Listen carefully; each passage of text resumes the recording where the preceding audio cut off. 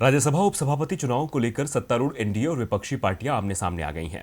विपक्षी किसी भी सूरत में एनडीए को वॉकओवर देने के मूड में नहीं है। कांग्रेस ने साफ कर दिया है कि विपक्ष संयुक्त रूप से अपना प्रत्याशी मैदान में उतारेगा। ऐसे में अब उम्मीदवार के नाम को लेकर सस्पेंस खड़ा हो गया है। जहां पहले डीएमके के उम्मीदवार का नाम आगे था, वहीं अब आरजेडी के दिग्गज पर भी दांव लगाया जा सकता है।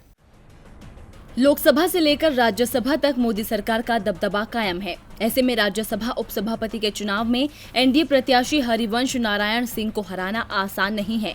इसीलिए एक बार फिर मोदी सरकार को टक्कर देने के लिए समूचा विपक्ष एक साथ आ सकता है। आरजेडी सांसद मनोज झा विपक्ष की ओर से उम्मीदवार बनाए जा सकते हैं। हालांकि पहले डीएमके के तिरुचि शिवा को खड़ा करने की बात की जा रही थी, लेकिन अब मनोज झा के नाम की चर्चा तेज हो गई है। राज्यसभा उपसभापति चुनाव का संसद के मानसून सत्र के पहले दिन 14 सितंबर को होगा।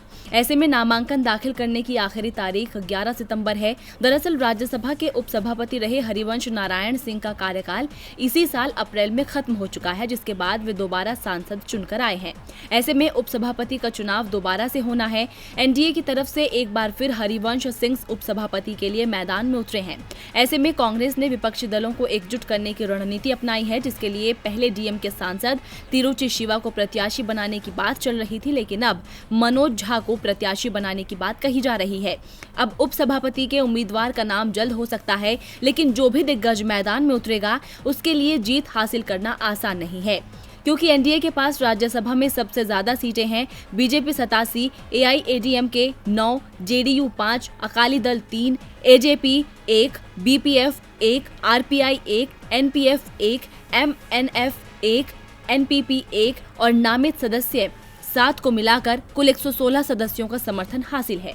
हालांकि राज्यसभा सीट जीतने के लिए अभी भी 10 सदस्यों के समर्थन की जरूरत है। वहीं यूपीए के आंकड़े को देखें तो कांग्रेस के पास 40, वामदल 6, DMK 7, RJD 5, Shiv Sena 3, NCP 4, Muslim League 1, JDS 1, JMM 1, Kerala Congress 1 और टीडीपी के 1 राज्यसभा सदस्य को समर्थन हासिल है। इन्हें मिलाकर कुल आंकड़ा 70 तक पहुंचता है।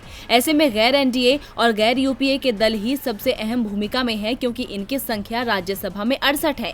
इनमें आम आदमी पार्टी 3, टीएमसी 13, बीएसपी 4, बीजेडी 9, निर्दलीय 2, ADMK 1, PMK 1, Sapa 8, ADF 1, टीएमसीएम 1, TRS 7, YSR 6 और पीडीपी के 2 सदस्य शामिल हैं। ऐसे में विपक्षी पार्टियां सभी को साथ लेकर चलना चाहती है। इतना ही नहीं, कांग्रेस मानसून सत्र से पहले विपक्षी दलों को एकजुट कर अपनी राजनीतिक ताकत को एहसास कराकर भी बड़ा संदेश देना चाहती है। डीबी लाइव की रिपोर्ट।